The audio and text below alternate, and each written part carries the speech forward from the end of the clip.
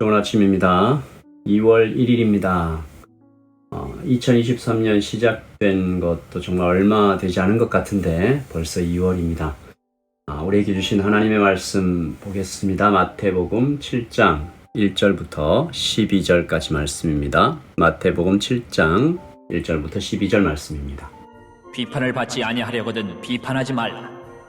너희가 비판하는 그 비판으로 너희가 비판을 받을 것이요 너희가 헤아리는 그 헤아림으로 너희가 헤아림을 받을 것이니라. 어찌하여 형제의 눈 속에 있는 티는 보고 내 눈 속에 있는 들보는 깨닫지 못하느냐.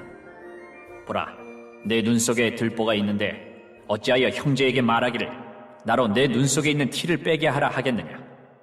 외식하는 자여, 먼저 내 눈 속에서 들보를 빼어라. 그 후에야 밝히 보고 형제의 눈 속에서 티를 빼리라.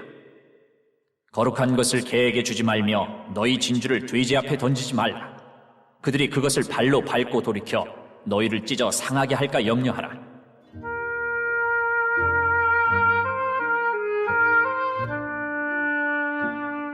구하라, 그리하면 너희에게 주실 것이요 찾으라, 그리하면 찾아낼 것이요 문을 두드리라, 그리하면 너희에게 열릴 것이니 구하는 이마다 받을 것이요 찾는 이는 찾아낼 것이요 두드리는 이에게는 열릴 것이니라. 너희 중에 누가 아들이 떡을 달라 하는데 돌을 주며 생선을 달라 하는데 뱀을 줄 사람이 있겠느냐. 너희가 악한 자라도 좋은 것으로 자식에게 줄 줄 알거든. 하물며 하늘에 계신 너희 아버지께서 구하는 자에게 좋은 것으로 주시지 않겠느냐. 그러므로 무엇이든지 남에게 대접을 받고자 하는 대로 너희도 남을 대접하라. 이것이 율법이요 선지자니라. 아멘. 하나님의 말씀입니다. 한 번 더 읽으시면서 묵상하시겠습니다.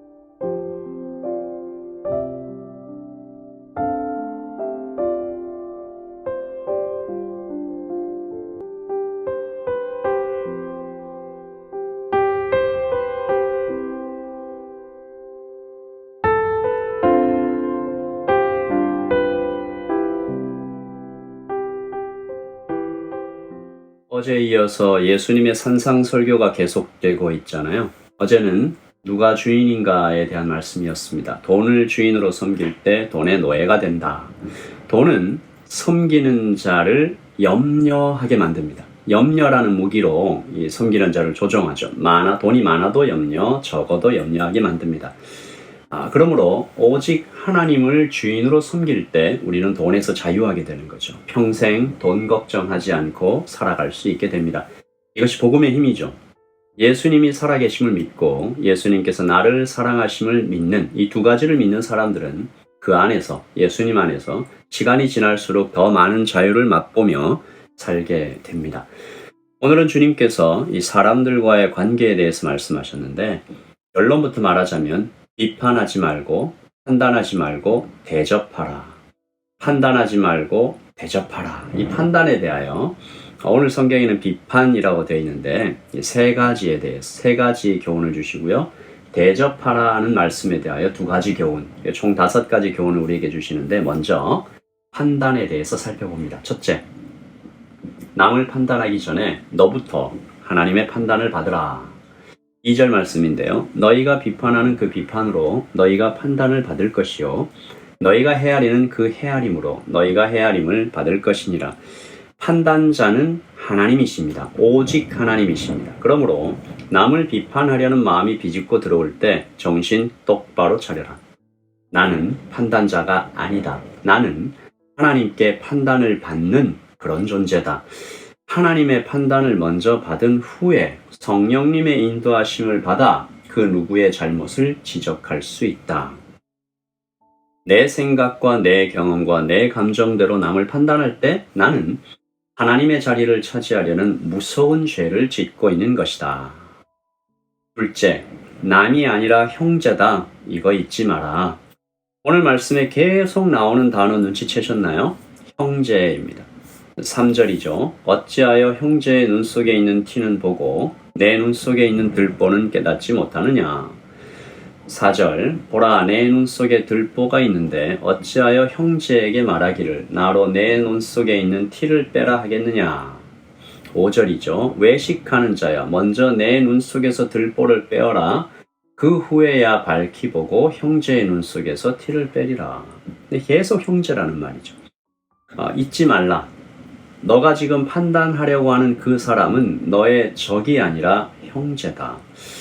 여러분 아닌 경우도 있겠지만 대체로 관계의 문제는 가까운 사람들과 발생하죠. 그리고 슬프게도 교회 공동체 안에서 참 많이 일어납니다.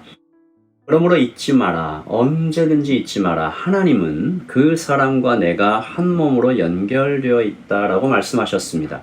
그러면 이 한 몸을 찢어내면 어떻게 될까요? 얼마나 아플까요? 그리고 우리 주님께서는 그 한 몸 된 이 교회 공동체의 머리가 예수 그리스도시다라고 말씀하셨어요. 예전에는 이 말씀 들을 때 교회의 주인이 예수님이다라는 어떤 통치의 개념으로 제가 좀 이해를 많이 했는데 오늘 생각해 보니 아픔, 즉 몸이 상하면 머리가 얼마나 아플까? 고통을 느끼는 것은 머리잖아요. 몸이 상하면 예수님이 가장 많이 아프시다. 그래서 내가 판단을 시작할 때 형제를 나의 이 삶의 영역에서 끊어내는 그 비판을 시작할 때 누가 가장 많이 아프다고요? 예수님이 아프세요. 우리 그러지 말아야 할 것입니다. 셋째, 그러나 판단해야 할 사람도 분명히 있다. 6절이죠. 거룩한 것을 개에게 주지 말며 너희 진주를 돼지 앞에 던지지 말라. 그들이 그것을 발로 밟고 돌이켜 너희를 찢어 상하게 할까 염려하라. 이 판단하지 마라, 비판하지 마란 말씀을 너무 강하게 하시다 보니까 혹시 오해할까봐. 그러면 우리는 아무도 판단하면 안 되는 건가? 그런 말씀 아닙니다. 우리가 대적해야 할 개와 돼지들이 있어요. 교회를 파괴하는 이단들이죠. 가만히 들어와서 교회를 해치고 있는데 그냥 기계적으로 말씀을 적용해서 절대로 이 사람들도 비판하지 말아야지. 그렇게 하면 말씀을 너무 단순 무식하게 적용하는 것이죠. 온 힘을 다해 쫓아내고 대적해야 할 사람들이 있습니다. 성령께서 그들을 분별할 수 있는 지혜와 판단력을 주시기를 기도합니다. 그리고 주님께서 이어서 결론으로 나아가시죠. 그러므로 판단하지 말고 대접하라. 그리고 그 이유를 두 가지로 말씀하시는데 첫째, 너가 대접할 때 대접을 받는다. 누구에게요? 하나님께. 12절입니다. 그러므로 무엇이든지 남에게 대접을 받고자 하는 대로 너희도 남을 대접하라. 이것이 율법이요 선지자니라. 율법과 선지자, 구약 성경 전체를 이야기하죠. 하나님 말씀의 총합 혹은 핵심이라는 뜻입니다. 대접을 받기 위해 대접해야 한다라는 얄팍한 계산이 아니라 이것은 하나님의 나라가 움직여가는 하나의 원리죠. 자연계에도 자연 원리가 있잖아요. 해가 반드시 동에서 뜬다. 봄이 가면 반드시 여름이 온다. 이런 물건을 놓으면 땅으로 떨어진다. 이 자연 원리입니다. 하나님 나라에도 영적인 원리가 있어요. 대접을 하면, 남을 대접하면 대접을 받는다. 사람에게도 그렇게 받지만 정말 중요한 건 뭡니까? 하나님의 대접을 받아요.